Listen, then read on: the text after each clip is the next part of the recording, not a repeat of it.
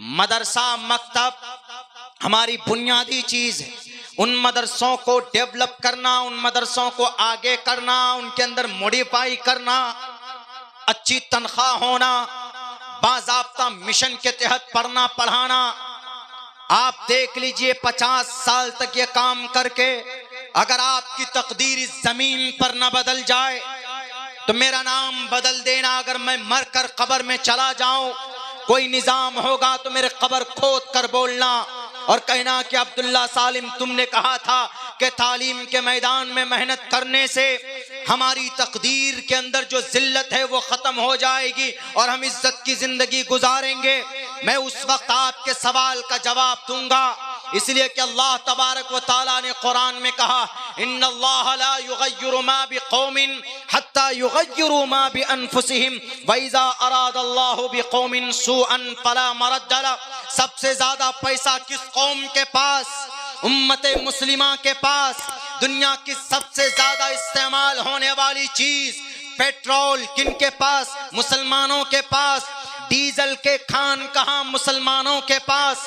सोने चांदी के ये खान कहां? मुसलमानों के पास। पेट्रोल, डीजल, मट्टी का तेल, ये सयाल चीजें जितनी भी पैदा होती, इन तमाम चीजों का काबिज कौन? मुसलमान बादशाह। सारे मालदारी होने के बावजूद आज ये गुलामी करते हैं इन यहूदियों के, आज ये तलवे चाटते हैं इन यहूदियों के। किस वजह से? जहालत की बुनियाद पर बड़ी बड़ी बिल्डिंग तो बना लेते, बुर्ज खलीफा बना लिया जाता, लेकिन एजुकेशन में अपने बच्चों की तकदीर को बदलने के लिए ये तालीमी मराकिज कायम नहीं कर सकते। ऑक्सफोर्ड यूनिवर्सिटी अंग्रेज यहूदी कायम करता, कैम्ब्रिज यूनिवर्सिटी अंग्रेज कायम करता, यहूदी कायम करता, हार्वर्ड यूनिवर्सिटी अंग्रेज कायम करता। ये मुस्लिम कौम ने क्या कायम किया? बुर्ज खलीफा बनाया। बुर्ज खलीफा से तकदीर बदलती।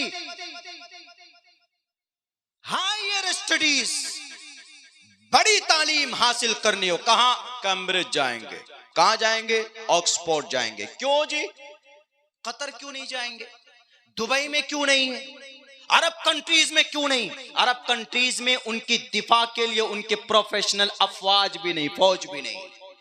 ये इतने आयश परस्त बन गए।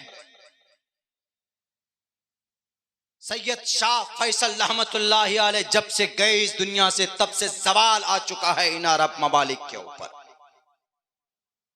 सिर्फ तेल की सप्लाई बंद कर देना भी इसराइल में, अभी ऐसे हाथ जोड़कर इसराइल कहेगा कि कतर ए अरब हमें माफ कर दीजिए। 1968 में किया था सैयद शाह फैसल ने।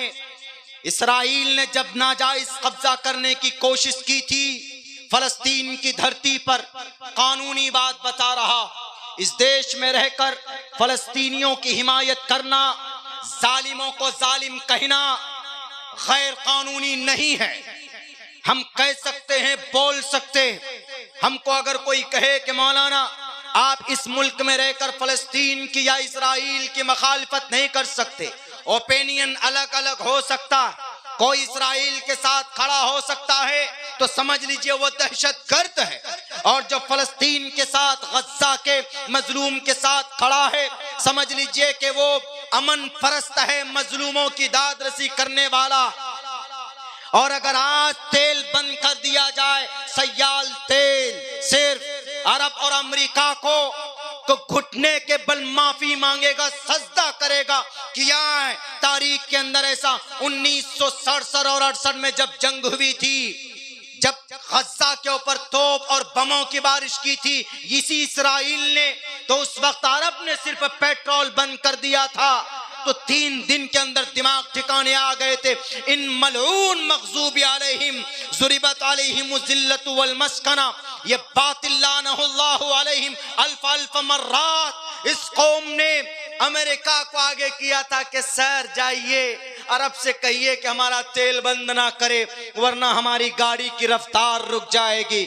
आज भी कर सकते हैं ना? अय्याशी करने वाले अरब हुक्मरानों, क्यों नहीं गजा का बॉर्डर खोला जाता? 3 तरफ से ये बॉर्डर है, सील है। ये बस्ती, ये तकरीबन इसके अंदर 40 किलोमीटर लंबा, 6 और 12 किलोमीटर चौड़ा, चारों तरफ से बंद कर दिया गया। एक तरफ से पानी है, 2 तरफ से इस्राइल का बॉर्डर और एक तरफ से मिस्र से मिलता है बॉर्डर। ये मोहम्मद सीसी कलमा पढ़ने वाला मुनाफिक उस बॉर्डर पर गजा के बच्चे अपनी जान बचाने के लिए भाग रहे हैं, वहां की औरतें अपनी जान बचाने के लिए जा रही है और मिस्र वालों से कहते हैं कि जरा बॉर्डर खोल दीजिए, हमारी जान बच जाएगी। तो वो बॉर्डर नहीं खोला जा रहा है। उसका कहना है कि तुम्हारा गजा में तुम्हारी जमीन है, तुम वहीं पर रहो, हम बॉर्डर नहीं खोलेंगे। क्या कहा था नबी ने मिस्र के जालिम हुक्मरानों? अल्लाह के नबी की हदीस याद नहीं है? अल मुस्लिम का जसदिन वाहिदिन, पूरी उम्मत मुस्लिमा एक जिस्म के मानिंद है। इन्नमल मुमिनून इख्वा, तुम्हें याद नहीं है? मिस्र में सिर्फ कुरान पढ़ते हो, समझते नहीं हो। जालिम कट्टर दिल हुक्मरानों, 10,000 बच्चों के चीथड़े उड़ा दिए गए।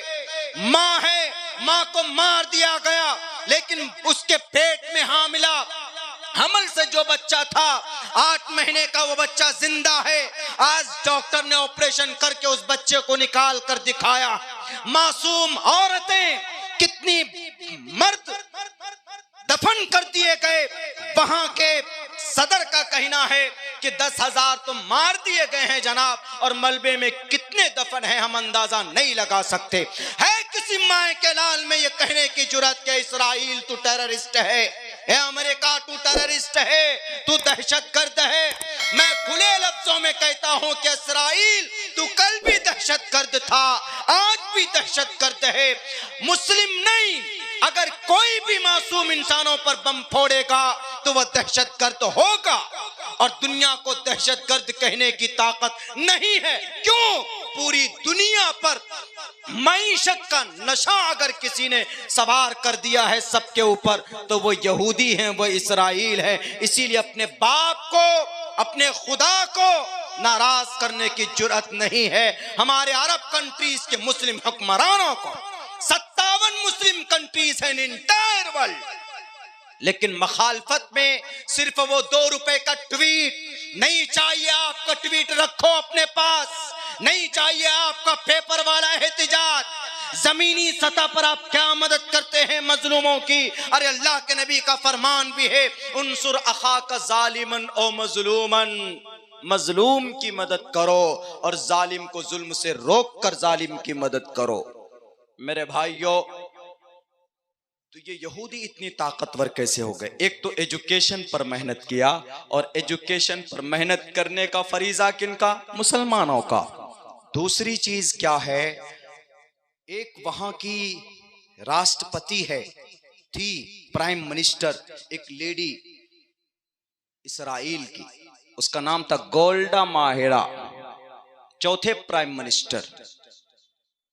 जब वो प्राइम मिनिस्टर बनी तो सारा खजानों के सारे पैसे जमा किए और उसने कहा कि वेपन्स खरीदो, हथियार खरीदो।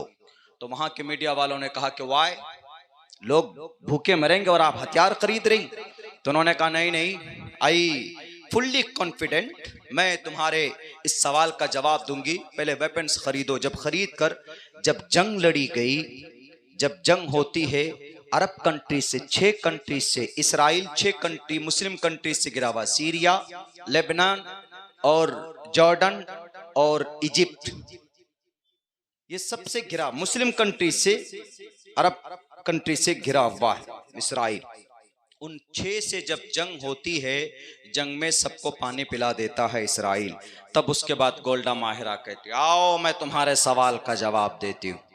तुमने कहा था ना कि क्यों तुम पैसे गरीबों को नहीं दे रहे, यहाँ जनता को नहीं दे रहे, तुम क्यों खरीद रहे हथियार? उन्होंने कहा कि I used to study in a school, मैंने स्कूल में पढ़ा था। किन के बारे में? अबाउट लास्ट प्रॉफिट मोहम्मद सल्लल्लाहु अलैहि वसल्लम। मैंने मोहम्मद के बारे में पढ़ा है, और मोहम्मद झूठा नहीं है, उनकी सीरत झूठी नहीं है।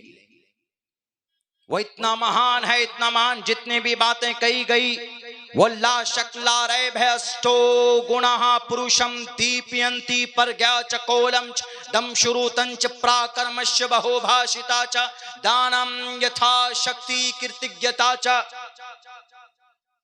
8 शक्तिशाली वाला नबी हमने पढ़ा, उनको कहा क्या पढ़ा, कहा कि नबी 23 साल में इनकलाब पैदा करके गए, बिल्कुल जाहिल लड़ने वाली कौम के बीच में अपना रौब व दबदबा छोड़ करके गए। 1,24,000 उनके मानने वाले फॉलोवर थे। कौन सी ताकत थी? तो उन्होंने अपने हिसाब से मीनिंग और मतलब निकाला कि मोहम्मदुर रसूलुल्लाह का जब इंतकाल हुआ तो उनके हुजरे में 1 2 3 4 5 6 7 8 9 तलवार लटक रही थी। और मैंने कपड़ों के बारे में देखा तो कहीं पर भी मुकम्मल तौर पर 2 जोड़े कपड़े के बारे में नहीं मिलता। मोहम्मद गए इस दुनिया से तो 9 तलवार। इससे पता चलता है कि तलवार से, हथियार से रौब पैदा होता है। उन्होंने ये माना नहीं कहा। इसीलिए हमने नबी की सीरत को अपना कर हमने ये काम किया और देखो हम कामयाब भी हुए। हम 6 कंट्री को हमने हराया। कौन? एक लेडी यहूदी